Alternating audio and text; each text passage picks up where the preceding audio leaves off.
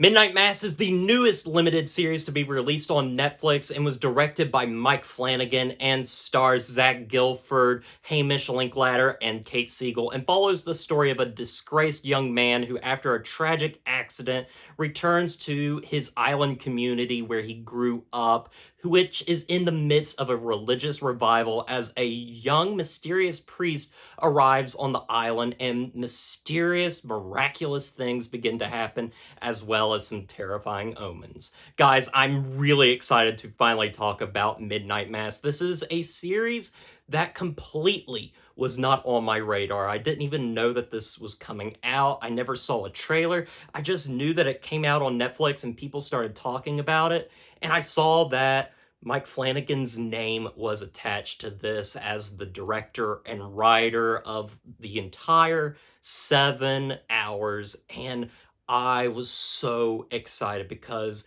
Mike Flanagan has become quickly one of my favorite filmmakers when it comes to horror, especially in the past several years.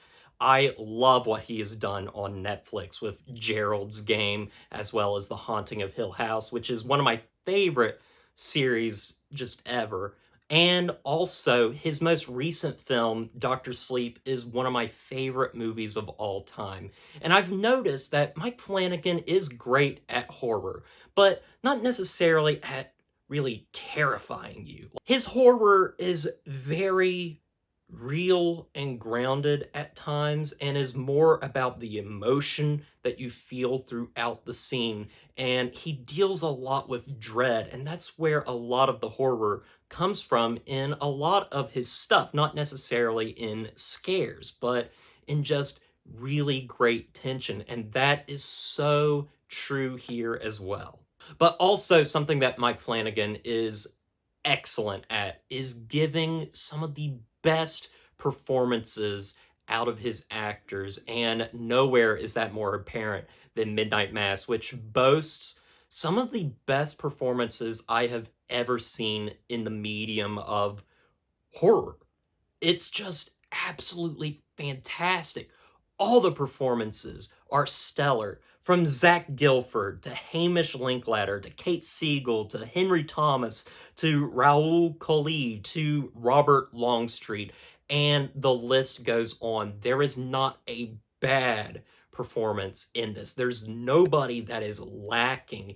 Everybody gives their all in this, and it makes for one of the most compelling 7 hours of television that I have ever experienced. So yes, the acting is absolutely phenomenal, and there are 3, maybe even 4 actors in particular that really give stellar performances. First, there's Zach Gilford, who is kind of our main character or our entryway into this show, and his character is dealing with so much, and all our characters are dealing with so much in terms of loss and trying to find their place and trying to figure out how to survive in this world. And Zach Gilford plays it expertly as this man that's just kind of lost. He's done a terrible thing and he has to live with that his entire life, and he's searching for something more, some meaning, and it's wonderful.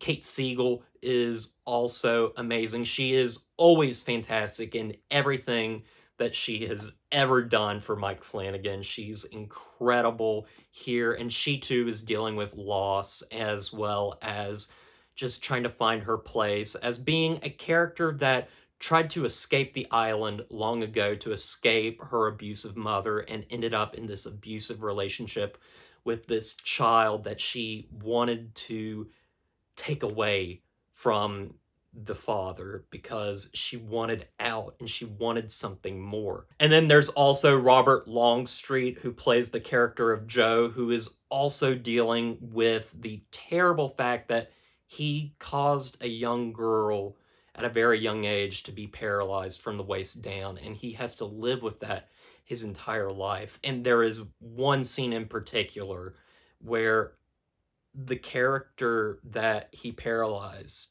forgives him.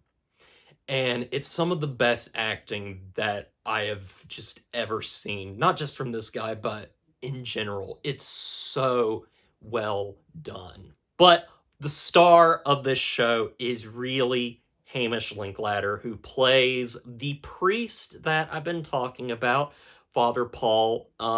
This guy is absolutely amazing. I have never seen him in anything before, I think.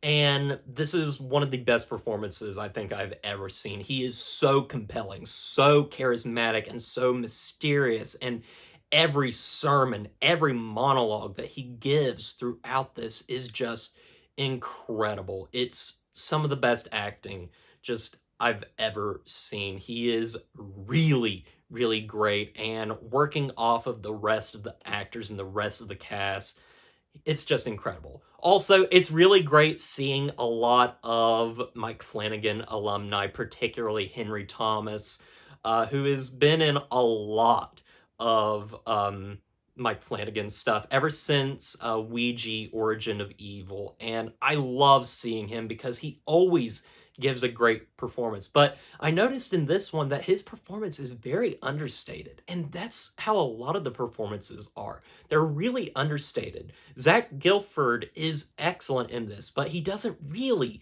get to shine until much later in the show. And you see the build up that you've seen earlier on and how it builds to this really great character arc. But yes, I could talk about the characters all day, but let's talk a little bit about the other stuff that I love, and that is the messages of this story, as well as just what it's really all about. And this story is about death and loss and grief and what happens after death.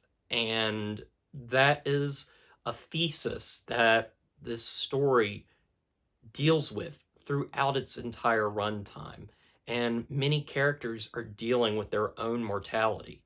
And it's just really, really well done here. There's one scene in particular between Zach Gilford and Kate Siegel's characters where they're just sitting down talking to each other, and they ask the question, what happens when you die? And they both give two very different answers, but they're just two of the most beautiful answers that I've ever heard. And that scene just really hit me hard with so many emotions that it was hard not to cry.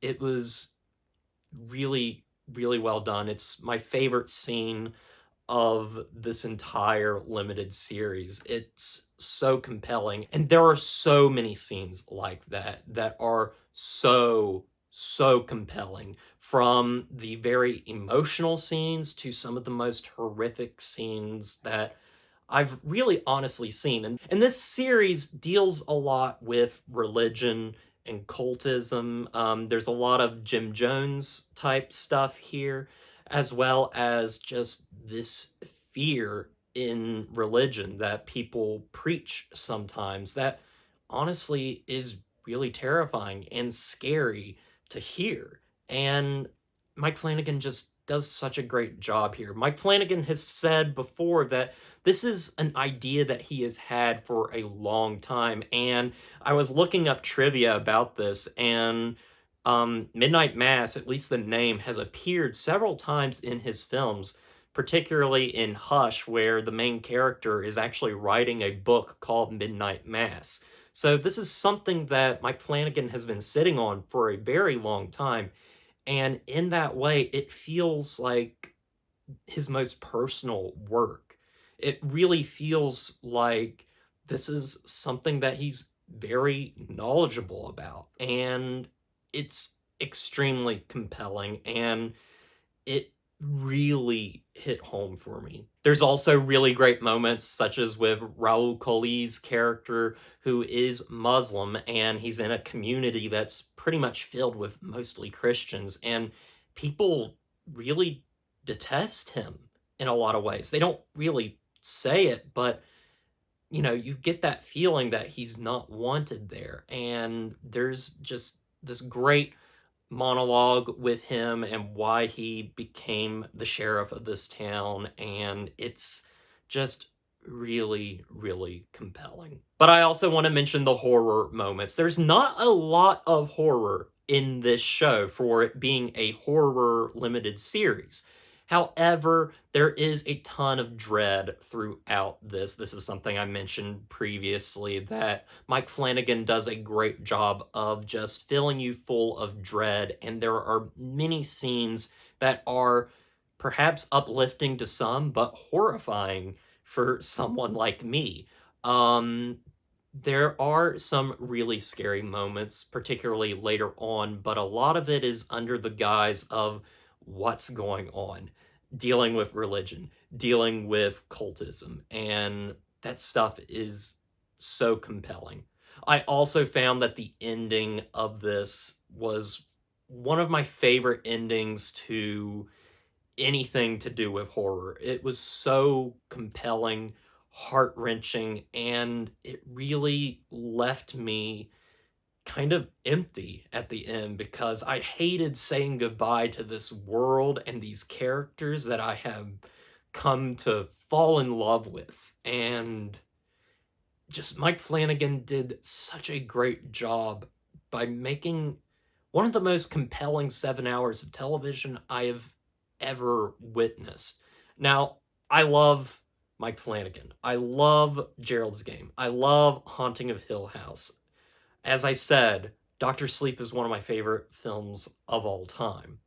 But there's something about this that is so relatable, and I felt so emotionally connected to it that it was a hard thing to watch, but it was very therapeutic in a way. And it's probably, I'm gonna say it, this is probably Mike Flanagan's masterpiece. It's just that good. It's filled with some of the best performances I've ever experienced, some of the best dread, some of the best themes, and it's something that I'm going to be thinking about for a very, very long time. So anyway, guys, with all that said, I'm going to give Midnight Mass a 9 out of 10. Well, guys, I want to thank you for watching this review. I hope you enjoyed it. And please, if you have not seen Midnight Mass yet, please check it out, especially if you are a fan of Mike Flanagan. I think you will be surprised by the depth and the acting and everything about this. It also feels like a love letter to Stephen King. I mean, Mike Flanagan has done Stephen King adaptations in the past, and this feels like this long-lost Stephen King adaptation that has just been revealed, and it's definitely worth your time. So anyway, guys, as always, don't forget to like, comment, and subscribe to the channel, and stay positive.